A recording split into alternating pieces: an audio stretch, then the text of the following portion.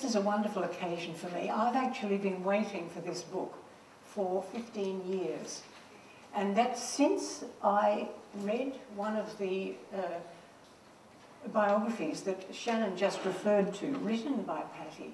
And I quoted from it in one of the books that grew out of the Search for Meaning programs.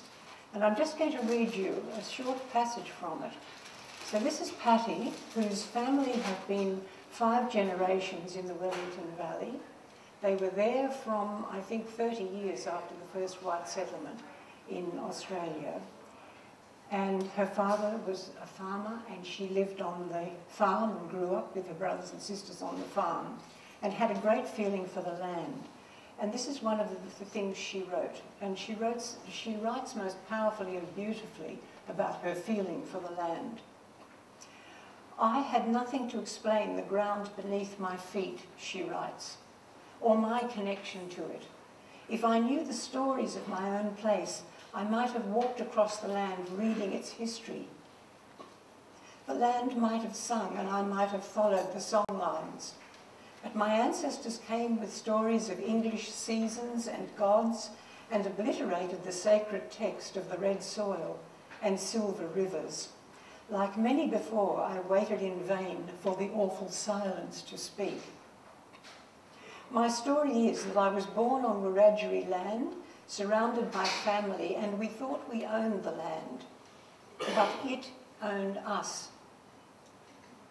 Now it is owned by others, and we grieve, all of us, but most of all, my father fades without his land, sold 15 years ago, and still Dad cannot bear to drive past the beloved land. We grew up and explored and knew the ground beneath our feet. It was our mother. But for Dad, it was like a lover. He cannot think of anyone else ploughing the land. The land owns us, and we cannot escape it. It must have sung its story to us in our sleep. Now, that is a very fascinating way for somebody to be writing, I think, about the land that they grew up on. And so I kept waiting and waiting for this book to come out in which she would explore that even further. So the last one, Who Remembers, from which I was quoting, was published in 1997, and here we are in 2012. So thank you very much for finally getting it done. Yes. But I'm glad, you know, I waited. I've enjoyed reading The Mind of a Thief so much. I became absorbed in it emotionally, and I didn't want to put it down, and I was disappointed when it finished, and I think that's the sign of a very good read. There are several themes in the book. They're all interconnected and they're plaited together. There's the white history of Wellington Valley, the explorers like John Oxley. Then it was chosen as a penal settlement, so there are convicts, guards. Later the missionaries, the gold seekers, the settlers, the farmers. So there's all that side, and then there's Patti's discovery of her personal family history. And long before that, and continuing underneath it for we don't quite know, do we, how many thousands of years, there's the Aboriginal history of that country. So there are the stories of all those people in all those strands that I've just mentioned, and the relationships between them are fascinating. And then there's the power of the place, the land itself, which is a very strong character in the book and which affects everyone in the book in various ways, including the author, who's trying to locate herself in this rich tapestry, finding a way to describe still her relationship to the country and her familiarity with and enjoyment of the old world, with which she has a great identification as well. And of course that was from her early education, the books she read then as a child and when she was growing up. And of course the question at the heart of this book is, how do you live? No, how do you belong to a stolen land? But the book opens with another question, and for Patti, a moment of revelation, and I would hope that you would read that opening scene to us for a start. From the beginning? Would you please? From the beginning, yes, okay. the very beginning. Okay. I'm I'm very happily in Caroline's hands at the moment. This is the opening chapter, and it's called Blackfellas. Do you have any black fella in you? The skinny woman across the room looked directly at me. I was at a gathering of Wiradjuri women elders in Wellington, the country town on the central western plains of New South Wales, where I grew up. It was a while ago now, because my mother still lived in her own house a few streets away. The other women standing around the table with their cups of tea and biscuits stopped chatting and listened. It was their regular meeting at the Aboriginal Health Centre, and they had been discussing the usual problems: drug and alcohol addiction, violence, sexual abuse, heart disease. It seemed every woman there had one family member or more struggling with at least one of the problems. But they laughed and swapped stories as they attended to business. I was a ring-in from the city. I'd offered to help them write their stories, and so the elders had suggested I come up and talk to them first. They had been amiable and listened politely as I outlined how it might work. Now business had finished and they were waiting. The woman's question felt like a trap of some kind, but not too dangerous. No, I said, not as far as I know. I was aware of my accent falling into the flatter, broader sounds of my childhood. It always happened, an automatic adjustment towards the person I was talking to. It slipped either way, posh or broad. It bothered me. I couldn't even hold onto my own accent. The skinny woman grinned and everyone who was listening chuckled. Cups were put down on saucers and arms were folded. It was clear they all knew what she was getting at, and they were preparing to have a bit of fun with me. Despite my family's long history here, I was an outsider. I'd been away too long. And even though I'd grown up in this district on a farm only 20 kilometres away, none of the women looked familiar to me. I suppose people change after 25 years. They were still waiting. It was still my turn. Why? Do you know something I don't? The woman grinned again, her eyes sparkling with a mischievous look of someone who likes to stir. She was in her 40s, about the same age as I was, dark-haired and dark-skinned. Don't ask me, she said. Ask Joyce Williams, Bill Riley's sister. It was mid-morning and already hot in the closed-in room. I felt sweat trickling under my black top. The others reckon I should ask you if I have any Aboriginal in me. Joyce looked at me shrewdly. The white fellas and the black fellas have two different stories about who's related to who in this town. The other women burst out laughing. I stood there feeling like an unwilling clown. I hate not knowing what everyone else knows. Your dad's John Miller. It was more a statement than a question, so I just nodded. There were dozens of Millers in Wellington, not all of us related. It didn't even occur to me until later to be surprised that Joyce, a woman I'd never met before, knew who I was, who my father was, who I was related to. You heard of your dad's grandma, Rosina May? Of course I'd heard of her. My father used to tell us about visiting her smoky, dirt-floored hut when he was a boy. He always said she was a black fella, but we didn't really believe him because he always grinned when he said it. Well, my grandfather was John May, Rosina's brother. Your dad's grandma and my granddad are brother and sister, so me and you, we're cousins.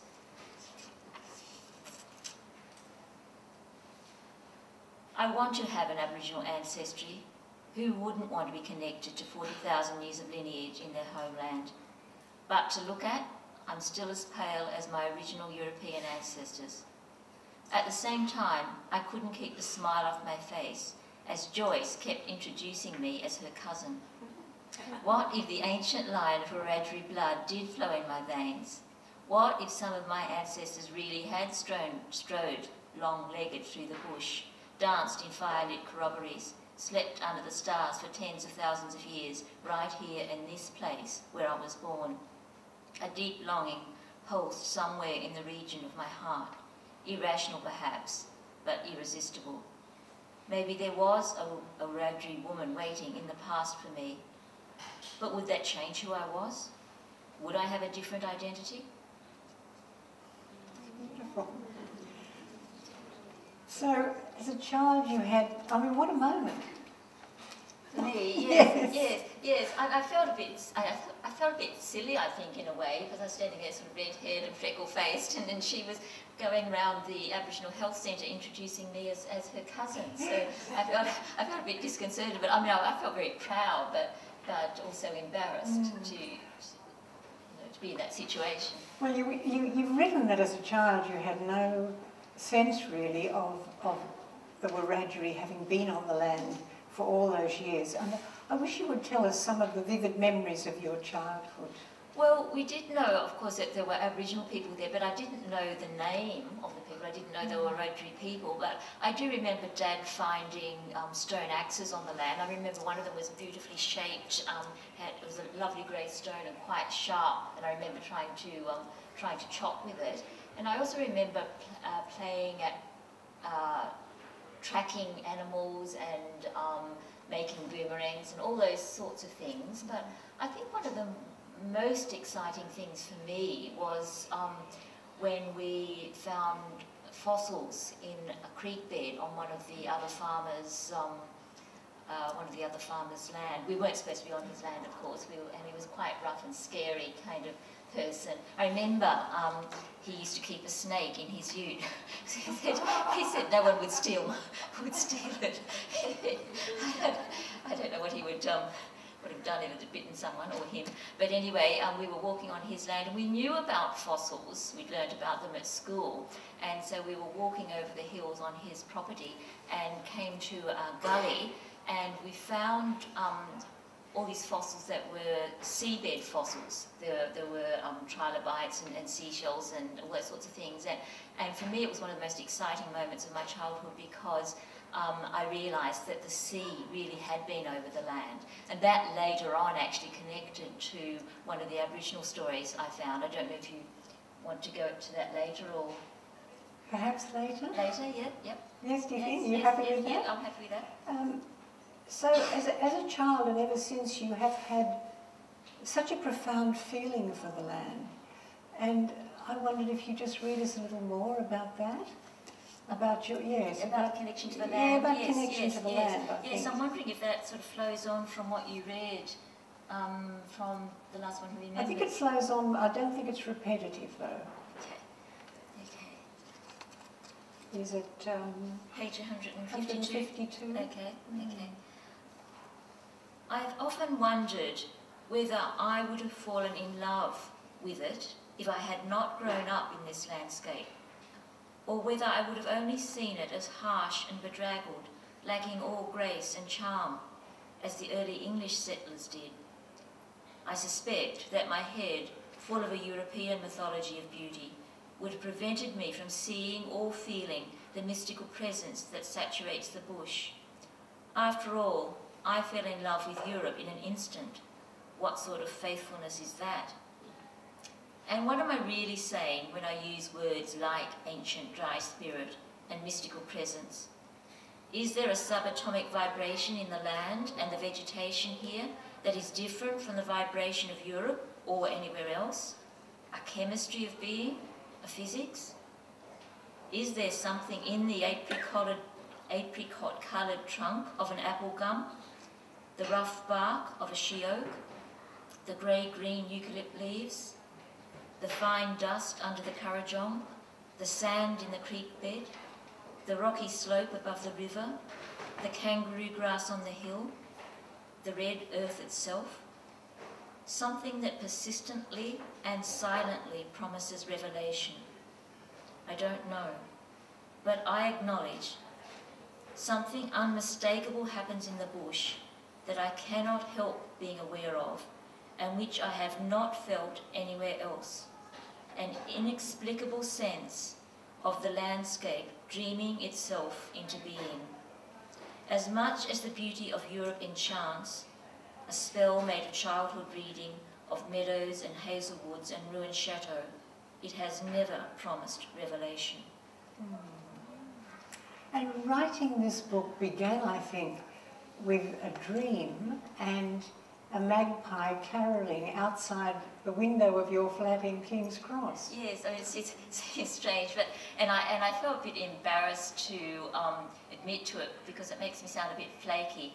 But I did actually have a dream, and it was a very, very boring dream. There was no storyline, no images. It was just a sentence which was something like, "Go back to where you came from and tell its story." It was just before I woke up. It was just that sentence. And I remember waking up feeling very grumpy with that kind of instruction. I thought, tell what bloody story is what I thought, because I thought it's just an ordinary, boring country town. That's what I thought. And then I was lying there grumping about it, and I heard a magpie carolling outside my window. It's in King's Cross. You know, it backs onto a lane where all sorts of disturbing and disturbed people sometimes cry out at night. But there was a magpie carolling, and for me, from childhood, the magpie has always been the sound of happiness. It's a sound that can transform things. It's when I was lying in bed as a child, and it was in the middle of the long drought that went all of my childhood, which was very, very depressing drought. And I once heard the sound of a magpie carolling, and for a moment, I thought the whole landscape was beautiful again and transformed. So for me, the sound of the magpie is the sound of happiness and transformation, I think.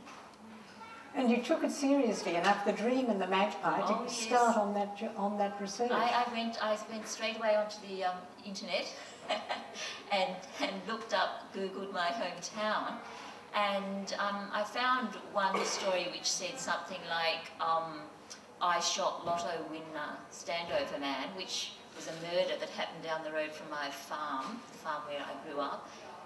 But I also found that the first post-Mabo native title claim was made in my hometown, and that's the story. I mean, I knew I wasn't interested in lotto winners and Standover Men, and I thought, even though I lived in King's Cross, so I just straight away knew that's the story I wanted to tell, and found that in fact in Wellington, it actually had all the stories of Australia happening in that one little country town. So you went to the records, the diaries of the explorers, and other people who'd visited and taken notes, and then you struck gold, it seemed to me, in the diaries of the missionaries.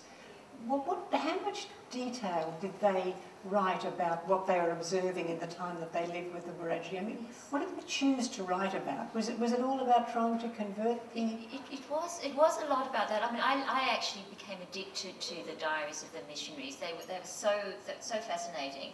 And I've actually found somebody else, so I know I'm not that weird. I've found somebody else who became addicted to them as well. But they told of their heartbreak about not being able to convert the natives, as they called them. But they also talked about the individual people, and it's the only record that I've found where they talked about individual people, like the gentlemen travellers who made ethnographic observations were interesting. It was through John Henderson, one of the travellers, that I found out about the Bora ground that was in my hometown, which was an avenue of carved trees, almost a mile long, beautiful carved trees, where the initiation ceremonies were held. But they observed, and he observed them as just as a people rather than as individuals, whereas the missionaries actually knew them as individuals. There was someone like Cameron they talked about who would argue the case politically, saying, what are you doing here? Why not you go back to your own land? This is not your land. But he also, I was very taken with Cameron because he also talked about the spiritual side. He talked about how the soul buzzed when it left the body. And I also talked about how these white cords came down from heaven and joined two people and connected them to heaven. But he also had a sense of style. There's one part that made me laugh because Watson, the missionary, was indignant because he bought Cameron a new jacket for 16 shillings from Bathurst, a nice new blue jacket, and Cameron wouldn't wear it because it made him look like a new chump. Basically, he was saying it wasn't cool. He wasn't going and I just thought he gave me like Watson, the missionary's observations were of an individual person, and the same with somebody like Bungari, who liked to make figures out of clay, like make dolls and horses and little carts out of clay. But he also knew how to read the missionaries' concerns and minds, because one day one of the missionaries was telling him that he shouldn't mix with this other Aboriginal because he wasn't any good, he said. And Bungari looked at Watson, at the missionary, and said, we're not like the missionaries, we love one another. And this was because the missionaries had been fighting and scolding and arguing amongst themselves. I thought, well, Bungari knew exactly where to... How interesting to read all that detail and names and personalities. Yes. I found, there were some, who were funny and droll and amusing, and some who were very good at languages, that were very good at singing, and people, course, and also just their general individual delight in and humour. They were always saying to the missionaries, they took and read the missionaries' sternness as anger, and they say to them, "Don't be angry, be happy, enjoy being here." So it was really funny, that the missionaries were wanting the Wiradjuri to be like them, and couldn't understand why the Wiradjuri didn't want to be like them. What do you think was the main thing that the Wiradjuri people gained from the missionaries, if anything? Well, they did, and that's one of the things, that I actually ended up not... I started out in a very judgmental frame of mind about the missionaries, and they were very zealous, and I have to think maybe, a little crazy, but they actually gave the Wiradjuri a delight in reading, and they loved reading, and they loved coming to see all the books. And there's one remark which was actually my favourite remark in all of the missionary diaries, which was from wasn't Watson, it was one of the others, maybe it was Gunter, I'm not sure. There were 2 English and 2 German missionaries. It might have been Gunter who said that the natives were so indolent that they would rather read than work. And I thought, I was absolutely thrilled. I thought, yes, that's me. And it's because what I'd been looking for, I think, was some way of having an insight into the Wiradjuri consciousness. And for a long time, because they were being observed, their cultural practices were being observed, and I felt like I couldn't really connect. But as soon as the missionary said that, I thought, yes, they had the same mind and heart and soul as me. You knew from your father's family history, he'd done some research, that your first white forebear, William Yarnold, came in 1813, same year as the Blue Mountains were crossed? Yes, I realise it's actually 200 years next year. Of course, that's right. Yes. So he came on the Earl of Spencer. He was a 20-year-old convict. He'd stolen nearly 100 guineas from his employer. He came from Worcestershire. And he later, some years later, married Anne Smith, a nurse girl from London, as she was described, transported for 14 years for stealing apples. Their daughter Elizabeth married Peter Joseph Muller, a German immigrant, maybe there for the gold seeking, maybe not. Muller later changed to Miller, and that's how the Millers begin their history in Wellington Valley. And then on your mother's side, the Reedies and the Kennedys bring the Irish line in. And then in a local history of the Wellington district, you turn to a chapter titled Men and Women Who Played Their Part in the Work of the Town to see if any of your ancestors rated a mention, and you found a startling entry, which just read that, I just love the way you've written that, page 165, just read that bit to us. So this is men and women who played their part in the work of the town. I skimmed down the page with Patrick Reedy's name on it. The words jumped out at me. In 1867, a committee of 3 men was appointed to look into how and where to set up a town common. The committee settled on a fine parcel of land along the Macquarie River, a few miles southeast of the town, and that year the common was formally gazetted. Although the men on the committee probably didn't see it that way, this was the moment the land was officially taken from the Wiradjuri. One of the 3 men on that committee of land thieves was my own ancestor, Patrick Reedy. I stared at the entry. I could hardly believe it. It wasn't just symbolic to say my ancestors took the land from the Wiradjuri in the first place. After all this time, I had discovered one of them, Patrick Reedy, really did take it. As Patrick's bones lie in the soil by Curra Creek, he can't be called to account for anything anymore. In his day, I suppose, he strode about, bearded and waistcoated, once a poor rebel Limerickman, now lord of his domain at last. I am sure he didn't think of himself as a land thief. To him, this land was freely available for the taking. There were no fences or stone walls or deeds of title, and the natives didn't seem to be doing anything with it. He could not have had any idea of the effect of the loss of land on the people who had lived on it forever, any idea that their descendants would be sticking needles in their arms, or that his own descendants would be mugged in the streets because of it. That land, actually, the common, was where the first native title claim, post-Mabo native title claim, was actually made over the common. So, and it wasn't until I was 3/4 of the way researching this book that I actually found out that it was one of my ancestors who had taken the land in the first place, you know, the land that was the subject of that claim. And that's the question that you continue to live with. Yes. How do you belong to a stolen land?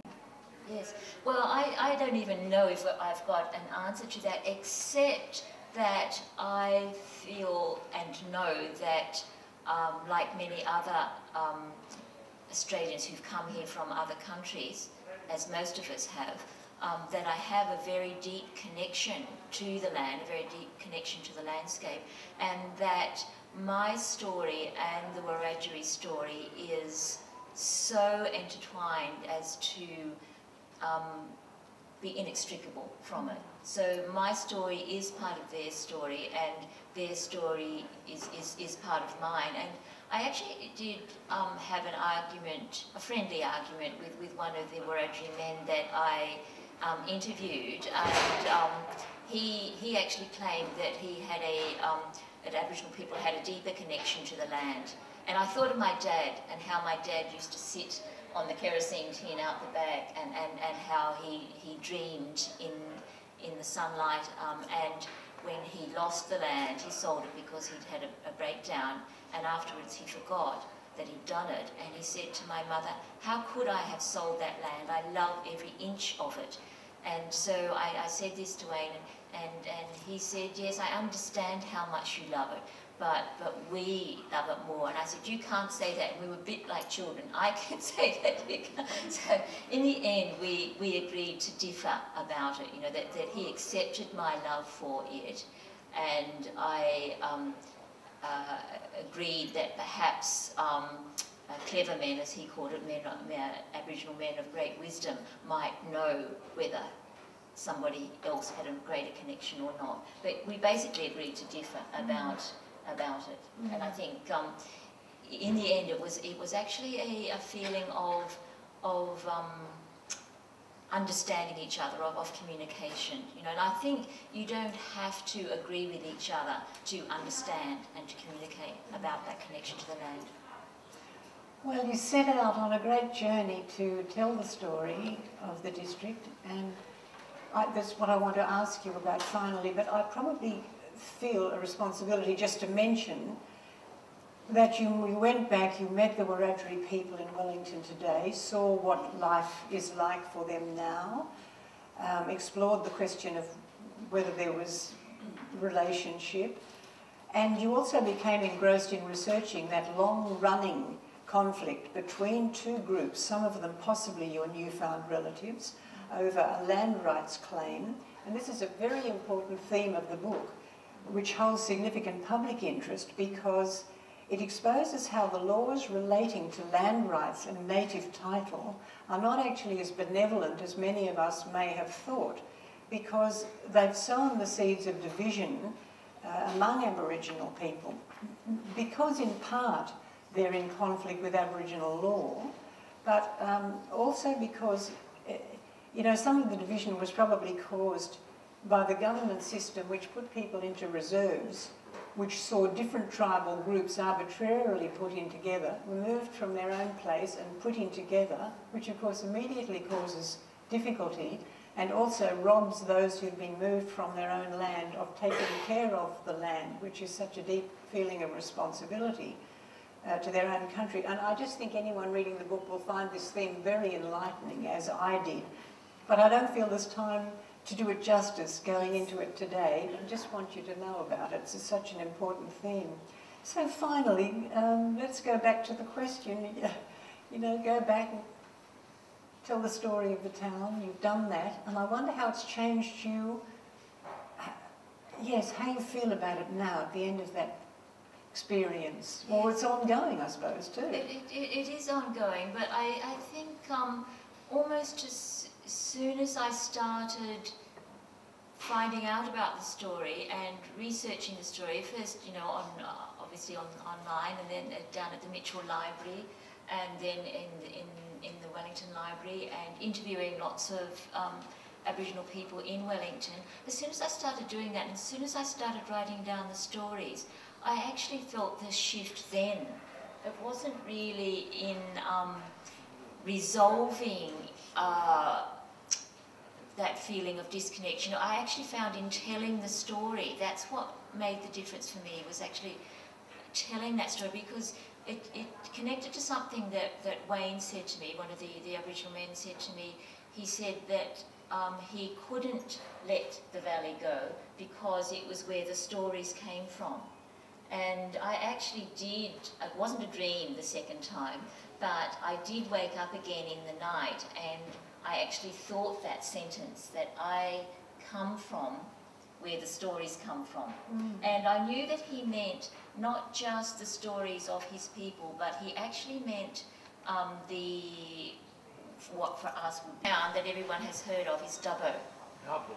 Yes, so it's between Dubbo and Orange. And always when people ask me, I always say it's no one knows. I have had to identify myself as coming from Wellington near Dubbo all my life, so that's where it is. Yes. Could I ask you something about the title of the book? Yes.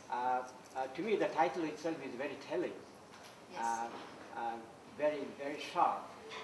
But I just wondered what kind of deliberations you may have had with your publisher, as I'm sure that there will be some sections of the society which might find it unpleasant. Not anyone here, I'm sure. Yes. But and again, there may be, I can relate to an Aboriginal friend of mine who thought it was a bit mild. Because, mild? Yeah, because he thought thieving. The paintings in Paris, Aboriginal paintings in Paris. And I realised that I was glad that they were there, and I wished that the Bora ground trees, which had been destroyed, which actually were burnt, which is the most horrifying thing to me, they were all destroyed, even before, I think the last one, while I was still alive. But I realised I would have rather them be stolen and taken to Paris, where they would be still, I would still be able to see them, than to have them destroyed. So that's where I first came up with that idea. But it's interesting you say that about publishers, because there are a few people, I shouldn't show off, but my mother always told me not to show off, but a few people wanted to publish the book, and one of the publishers wanted to change the title because that very reason that you brought up. They thought that some people would find it off-putting, you know, and but I felt that it was accurate, you know, that I was talking about my own mind, you know, that I had the mind of a thief. I wasn't talking about everyone. I was talking, you know, that my mind was one that would rather take something, even if it was to protect it, and I could justify my taking of it, but still, the spirit is still that of a thief. But I have to say that when I was asked to put an advertisement in the newspaper in Wellington, there is a wonderful artist called Matt Galwar, who's putting together a Wiradjuri newspaper for Wellington, just a one-off, because they, of course, were never in the newspaper. So he's making a newspaper that's just about Wiradjuri, and I realised that for people in my hometown, who all knew me there when I was a child, for them to see the mind of a thief and how do you belong to a stolen land, I started getting really nervous. I did. So I think it is a bit confronting, but I also think it's a legitimate title and a legitimate question as well. Robert Ruark wrote a book about South Africa and white against black over there. It's called Something About You. And inside the front cover of the book was the statement, you cannot take away people's culture unless you replace it with something about you. I've always felt that mirrors the problem in Australia. The sadness of the Aboriginals as a race is because we've not replaced their culture with something about it. Well, yes, I don't know that any replacing should go on, but when something's broken, I guess you have to try to put it together. I always think in terms of stories, and I think that that if you destroy a people's story, then you destroy their reason for getting up in the morning. I mean, we say that about someone who's not coping. We say, oh, they've lost the plot. And I think we all need a plot, we all need a story, and I think that it's about restoring the stories, for individuals and for cultures. To me, that's the way to go, and that's the way that many people are working in those areas, in setting up things like the Bangarra Dance Theatre and the just now the learning of languages or refreshment of language. Yes, and Indigenous literacy, all those sorts of things. To me, all of those things are very important because they're about revaluing, not so much as replacing, but revaluing their own stories. So, Patti, in telling the story and confronting the truth of what happened in the Wellington Valley, how will that change the cultural norms in that valley and Wellington Township now? I know it pretty well. Nanama. Yeah. Do you think it'll have an impact on people? The question is, did you hear? How will the telling of the story, how will the publication of Patti's book change things for people in the Wellington Valley and in the district? The cultural norms for people in the Wellington district. Well, I don't know. I mean, I don't make any claims that I can save the world or not, even though I was brought up to save the world. I don't make any claims to that. But I do know from the reaction that I've got from, the people that I talk to and who are in the book, that it makes them feel that their story matters. And that's what I would imagine and would hope is the result, that they would feel that their version of the story, their side of the story matters. And as you probably know, there are even obviously different sides of the story within the Aboriginal community as well. And I try to give value to both of their stories as well. But, I think all the other things that people are doing there in Wellington and through the Aboriginal Health Centre and all sorts of other actions are probably, in terms of what's happening on the ground, they will probably make, more of a difference. But I do think, that changing things at the level of the story is the beginning. If you have a story that is validated, then you've got the courage to do whatever else needs to be done, I think. But I'm not saying it's going to change Wellington overnight. And we have time for only one brief question. You mentioned that you felt an outsider. Is that correct? Well, Frenny's just saying, Patti mentioned that she felt herself to be an outsider. Was that just briefly? On how Aboriginal do you feel? Oh, not at all. No, how Aboriginal does Patti feel? No, I don't, and that's something I hope I've made clear in the book that even though Joyce Williams claims me as a relative, and I believe I am related to her, I don't know if it's through the Aboriginal side or not. It might be through the white side that we're related. But I think, you know, to feel Aboriginal, you are brought up as Aboriginal, you are culturally Aboriginal, you are treated as Aboriginal from when you were born. And that's how I see it. I know some people might see it differently, but I identified with my English and European heritage. That's the way I was brought up, and that's the way I identified.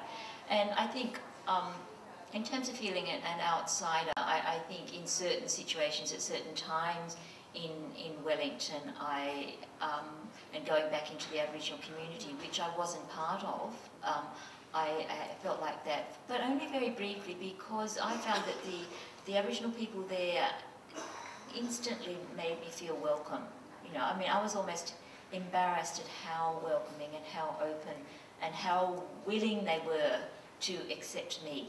You know, it was like a brief moment of, should I be here, should I be doing this, to being so welcomed and so listened to and so accepted that with such grace. So I felt very much at home in the community very quickly. Thank you so much for your attention and for being here, and thank you, Patti, for the book.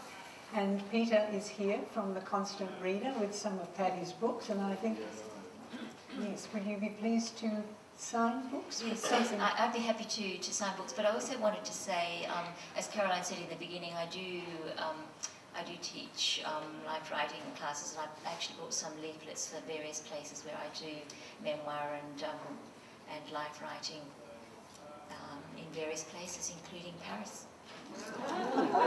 Did you hear that? Writing your life courses, but where are the pamphlets in case we'd like to come to Paris with you? They're down the back too. Are the pamphlets on the table? Yes, they're on the table. Yes, they're on both tables actually. We'd like to know about that too. Thank you so much. Thank you very much.